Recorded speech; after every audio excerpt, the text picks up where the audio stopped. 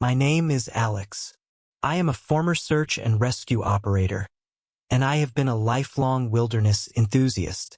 It is no exaggeration to say that I have spent more nights of my life sleeping under a blanket of stars than I have under a conventional roof. I believed, with a certain professional arrogance, that I had seen everything the wilderness had to offer. I was confident that I was immune to the campfire tales, the spooky local legends designed to frighten campers and tourists. I was profoundly wrong. This is the story of the night I spent in a place the locals refer to with a mixture of reverence and fear as the Hushing Woods. It is the story of how, against all odds, I survived that night. And it is the story of why the sound of the wind sighing through the trees is now the perpetual, terrifying soundtrack to my nightmares. It all began, as so many foolish and ill-fated endeavors do, with a challenge. This challenge was not issued by a person, but by a place itself, a whisper on the very fringe of the topographical maps I knew so intimately. I was browsing a niche online forum dedicated to backcountry hikers, one of those digital communities where enthusiasts trade GPS coordinates like valuable playing cards and boast about bagging the most remote and inaccessible peaks. A new user, someone with no prior post history and a generic, anonymous handle, posed a simple, seemingly innocent question. Has anyone here ever charted the woods north of the old Whisper Creek logging road? The reaction from the community was as immediate as it was dismissive. A flurry of responses appeared, all carrying the same cautionary tone. Stay out of there. Not worth the trouble or the risk. Bad soil, bad hunting, and just plain bad vibes. The consensus was clear and unwavering. Then, one user, an old-timer who identified himself as being from the region, posted a comment that snagged my attention and refused to let go. He wrote, with a tone that felt less like a warning and more like a statement of fact, "They don't call it the Hushing Woods for nothing, kid. Some places are best left entirely alone. The woods are supposed to make noise. Those ones, they don't. And you don't want to be there when they decide to." The Hushing Woods. The name itself was a perfectly baited hook. It was at once poetic, deeply eerie, and utterly irresistible to a man like me, a man who had built his identity on the belief that every natural phenomenon, no matter how strange, possessed a rational, scientific explanation. I had experienced profound silence before. I had stood in the heart of a snow-covered winter forest, where the heavy blanket of white dampens sound so completely that the silence feels like a physical weight pressing down on you. I had navigated deep caves where the absence of sound is so absolute it can be disorienting. I was not a man who was afraid of quiet. The old-timer's cryptic post was met with a few digital chuckles and yet more warnings from other members. They dismissed it as local folklore, the kind of ghost story that crops up around any unusual landmark. They recounted tales of experienced hunters getting turned around in broad daylight, losing their bearings just a few hundred feet from a trail. They shared stories of hunting dogs that would bolt into the woods, only to be found days later, miles away from where they started, gaunt, trembling, and thereafter refusing to ever set foot in any forest again. The prevailing theory among the more rational and scientifically minded members of the forum was that the area was likely a geological anomaly. Perhaps, they speculated, a strange basin-like rock formation or a unique canyon shape created an acoustic dead spot, baffling and dampening sound waves. This was the explanation I chose to cling to, an acoustic dead zone, a fascinating natural amphitheater in reverse. The scientific curiosity it sparked in me was overwhelming. I had to see it. I had to document it. My personal blog, which I had titled The Rational Woodsman, was built on the very premise of debunking myths just like this one. My plan was simple. I would go in, take some precise readings with a professional-grade decibel meter, record the wind or lack thereof, and then write a nice, tidy, well-researched article explaining the science behind the spooky folklore. It would be the perfect synthesis of my two passions: high adventure and empirical skepticism. My arrogance was a formidable shield. I was equipped with top-of-the-line gear that I had meticulously maintained. My primary navigation tool was a military-grade GPS with freshly installed batteries, and I carried a second, identical unit as a backup. For a worst-case scenario, I had a satellite phone. My shelter was a heavy-duty, all-weather tent designed for extreme conditions. I carried enough food and water for 3 days, even though I only planned on staying for a single night. For safety, I had a flare gun, a comprehensive medical kit that could handle almost any trauma short of a full amputation, and my trusty K-bar knife was strapped firmly to my belt. I was not a tourist wandering into the unknown. I was a professional. The woods were my office, and I was about to investigate a fascinating new branch. I told no one my specific destination. This was my first, and perhaps most critical, mistake. In my hubris, I framed the expedition in my mind as a solo quest, a personal challenge between me and the myth. I simply informed my sister that I was going for a 2-day trek in the Greater National Forest, a vast expanse of wilderness where a search party could look for a lifetime and find nothing if they didn't have a precise starting point. The drive to the old Whisper Creek logging road consumed the better part of a day. Paved highways gave way to gravel roads, and the gravel eventually dissolved into a deeply rutted dirt track that tested the limits of my truck's suspension. The road ended abruptly, as if it had simply given up, terminating at a wall of unervingly thick forest. The trees here were different from the surrounding region. They were mostly old-growth pine mixed with a species of dark-barked birch that I didn't immediately recognize. They grew incredibly close together, their upper branches interlocking to form a dense canopy that created a state of perpetual twilight, even in the bright light of the mid-afternoon. As I shouldered my heavy pack and locked the truck, I took a moment to simply stand and listen. The normal, ambient sounds of the wilderness were present. The lazy buzz of a fly, the distant, cheerful chirping of a sparrow, a gentle breeze rustling the undergrowth along the edge of the road. I took a deep breath, filling my lungs with air that was clean and sharp with the scent of pine and damp earth. Everything felt normal. I powered on my GPS, carefully marking the truck's location as a waypoint. My plan was straightforward and methodical.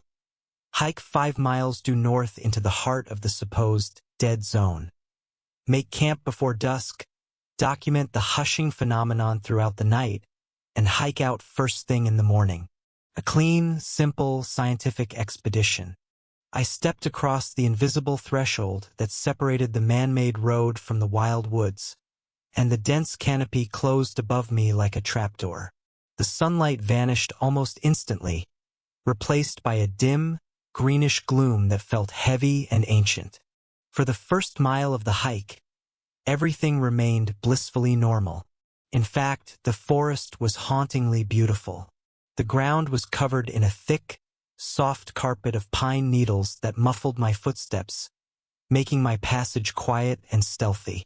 Moss grew on every available surface, a vibrant, thick green that resembled velvet. I could still hear the occasional birdsong and the distant scuttling of a squirrel. At the 1-mile mark, I pulled out my decibel meter. It registered a healthy 30 to 40 decibels of ambient forest noise.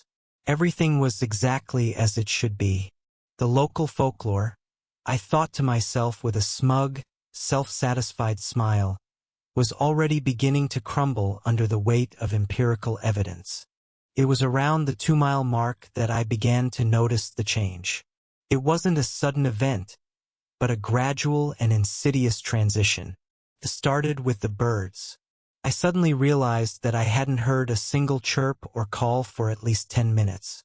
Then, I noticed the complete absence of squirrels, chipmunks, or any of the small animal chatter that normally provides a constant background noise in a healthy forest. The woods were falling quiet, but it was not a peaceful silence. It felt intentional, felt like the forest was holding its breath. I stopped, stood perfectly still, and strained my ears, trying to catch any sound. The only things I could hear were the sound of my own quiet breathing and the soft, rhythmic thumping of my own heart in my chest. I looked up towards the canopy. A steady breeze was blowing. I could feel it cool on my face, and I could clearly see the tops of the massive trees swaying back and forth. Their countless needles and leaves were dancing and moving in the wind. But there was no sound. Absolutely none. Not a whisper. Not a rustle. The branches moved in a profound, absolute silence that was the most unnatural thing I had ever witnessed. It was like watching a film with the sound abruptly turned off. My brain struggled, trying desperately to reconcile the visual information with the complete auditory void. I could see the cause, but I could not hear the effect. I fumbled for my decibel meter, my hands suddenly feeling clumsy and uncoordinated. I held it up, pointing it towards the swaying canopy. The reading on the digital display was impossibly low. It hovered in the single digits. It was registering nothing but the faint sound produced by my own body. My scientific curiosity began to wage a losing war with a primal, gut-deep sense of wrongness. I tried to rationalize what I was experiencing. Could it be the unique shape of the trees? The unusual density of the pine needles?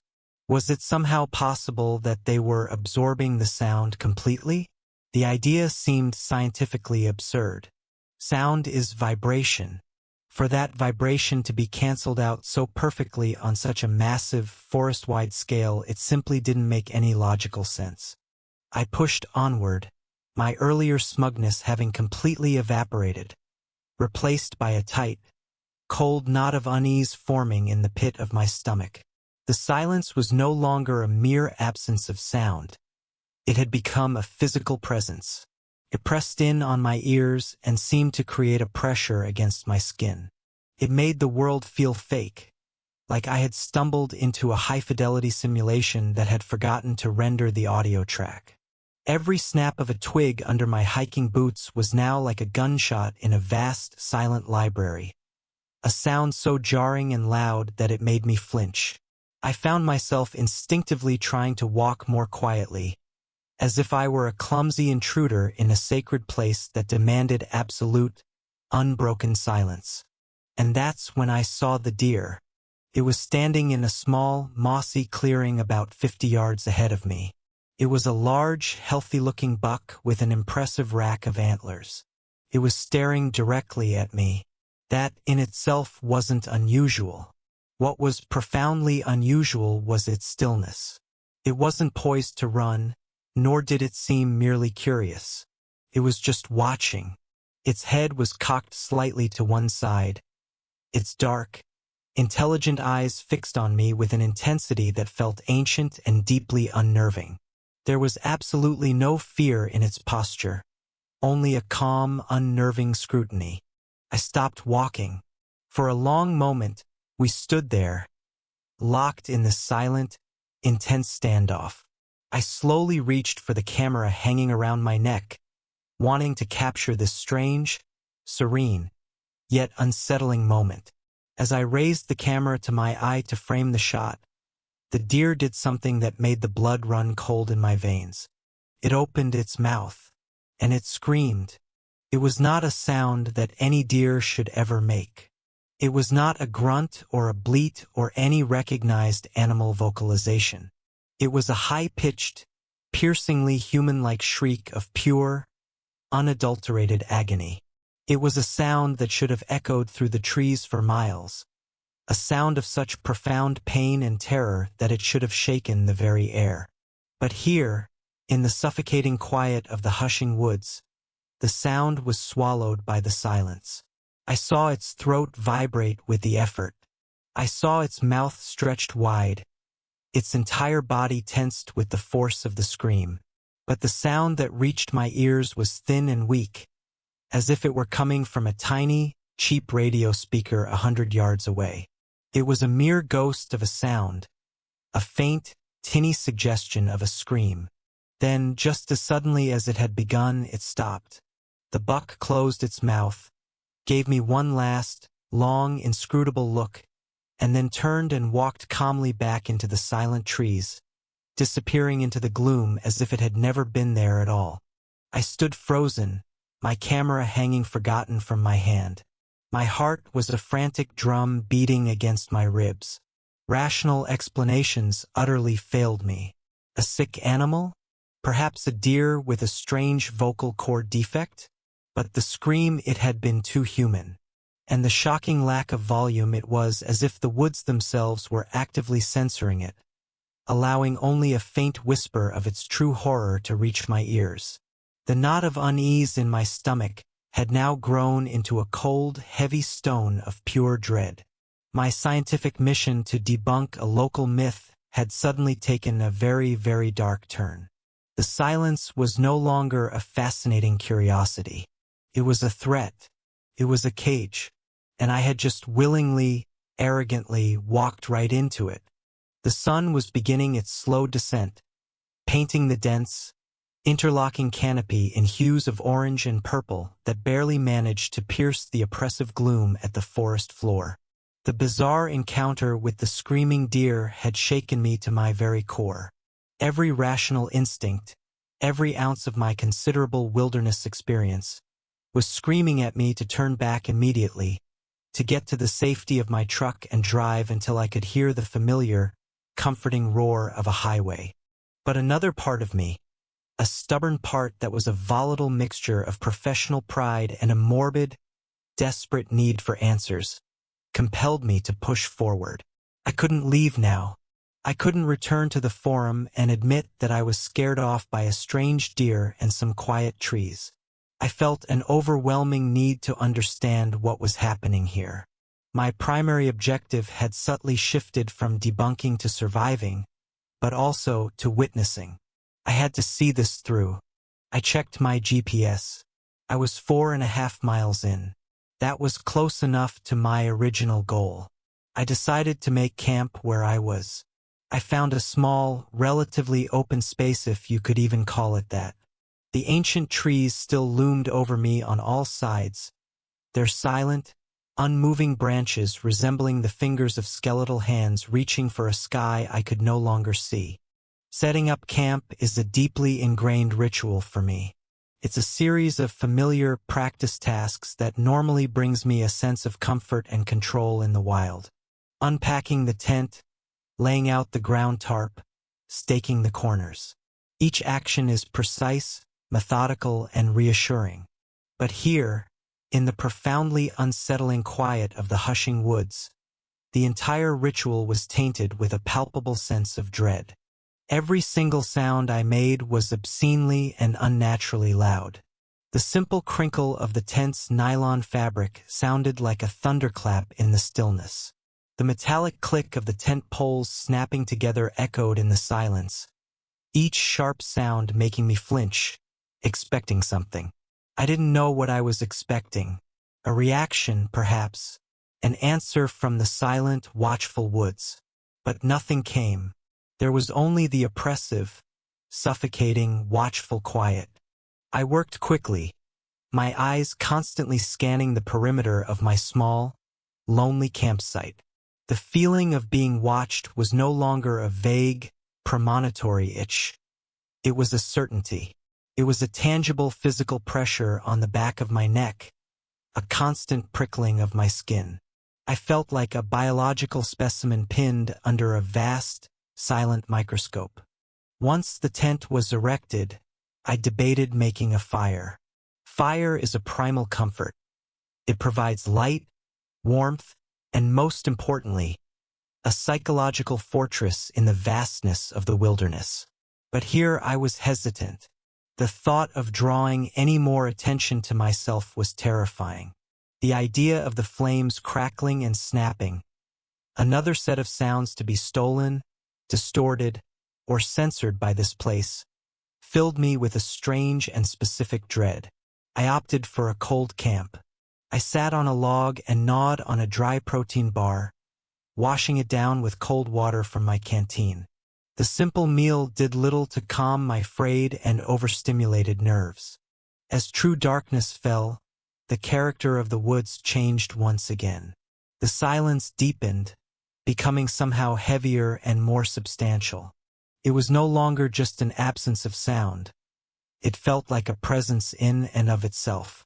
A thick, suffocating blanket of pure, auditory null. I retreated into my tent, zipping it shut as if that thin layer of nylon could offer any real protection from the immense, silent, and malevolent world that lay just outside. I laid out my sleeping bag but knew with absolute certainty that I wouldn't be sleeping. I sat with my back propped up against my pack, my powerful headlamp casting a sterile, white cone of light around the small interior of the tent. I switched on my satellite phone, just to see the reassuring green light indicating a solid connection. It was a small comfort, but a vital only tether to the noisy, normal, rational world I had so arrogantly left behind. I tried to read a book on my phone, but the words wouldn't register in my brain. My senses were entirely focused on the world outside my tent. I strained my ears, listening intently to the silence. It's a strange and maddening thing to listen to nothing. You become acutely, painfully aware of the internal sounds of your own body. The sound of blood pumping in your ears, the slow, rhythmic intake and exhale of your breath, and the frantic, hammering beat of your own heart. Hours passed. 1, 2. The moon must have risen in the sky, but its light was completely strangled by the impenetrable canopy above. The darkness was absolute and total. And then I heard it. It started subtly. I wasn't even sure I'd heard it at first. It was a sound from outside the tent. A soft scraping sound, like a dry branch being dragged lightly through a bed of leaves. Scrape. A long pause. Then again. Scrape. My blood turned to ice in my veins. A branch? An animal? My mind raced through a list of possibilities. A bear? Unlikely to be so deliberately quiet. A raccoon? Possible, but the sound seemed too methodical. I held my breath, listening with every fiber of my being. Scrape. It was closer now. It sounded like it was just outside the tent wall. My hand instinctively went to the large K-bar knife resting beside me. My knuckles turned white as I gripped the familiar handle. Then I heard another sound, a soft thump, and another, thump-thump. It sounded like footsteps, but they were wrong. They were heavy yet ponderous. They were too rhythmic for a four-legged animal, but too clumsy for a human. There was a dragging quality to it. Thump-thump, scrape. The sounds began to circle my tent. Slowly, deliberately, whatever was out there, it knew I was here. It was inspecting me, examining my flimsy shelter. My mind became a vortex of pure terror. I was 5 miles deep in an acoustic dead zone with an unknown creature, or perhaps a person, circling my tent in the dead of night. A fragment of my training kicked in, a small island of calm in a raging sea of panic. Don't make a sound. Don't let it know you're awake. I consciously took control of my breathing, slowing it down, making it as shallow and quiet as I possibly could. I even tried to slow my own heart, a useless, desperate plea to my own biology to betray my terror. The scraping sound stopped directly in front of the tent's zippered entrance. The thumping stopped, and the silence that rushed back in to fill the void was somehow more terrifying than the sounds had been. It was a loaded silence, an expectant silence. My eyes were glued to the thin nylon door of the tent. My headlamp illuminated it from the inside, making it a blank, white screen. I kept imagining a shape, a shadow, pressing against it from the outside. An eternity seemed to pass in that single moment. Was it a minute? 10 minutes? I had no way of knowing. My entire world had shrunk to the claustrophobic interior of that tent, to the feel of the knife in my hand, to the frantic, panicked pulse beating in my throat. And then the wind picked up. I could feel it. The tent walls began to tremble slightly. The outer rainfly fluttered against the main body of the tent. I could feel the temperature drop by a few degrees.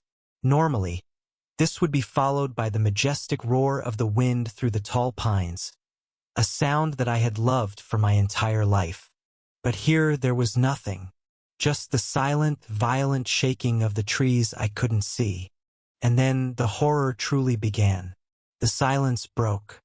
A sound started, carried on that unnatural, silent wind. It wasn't a roar. It wasn't a growl.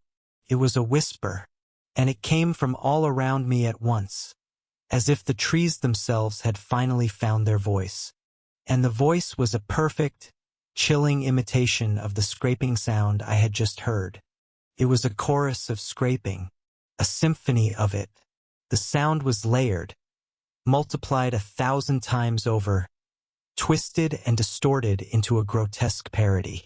It rose and fell with the gusts of wind, a wheezing, rasping orchestra that seemed to be mocking the very sound it was imitating.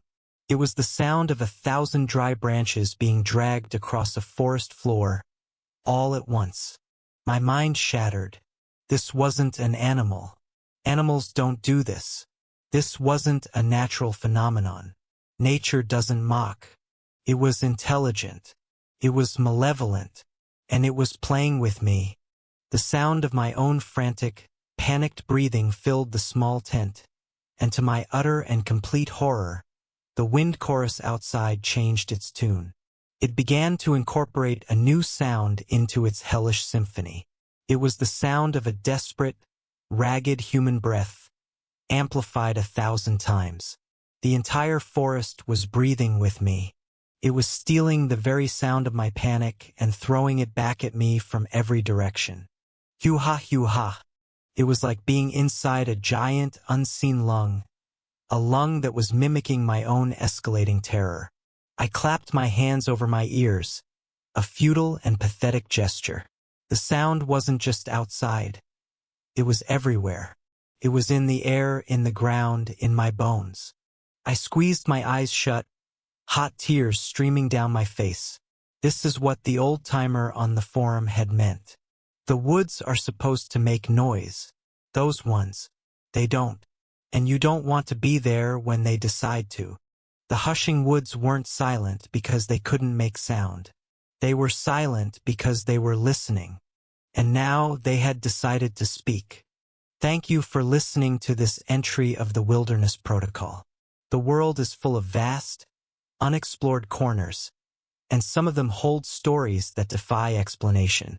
If you have had an encounter you can't explain, a brush with the unknown in the deep parts of the world, we invite you to share it with us.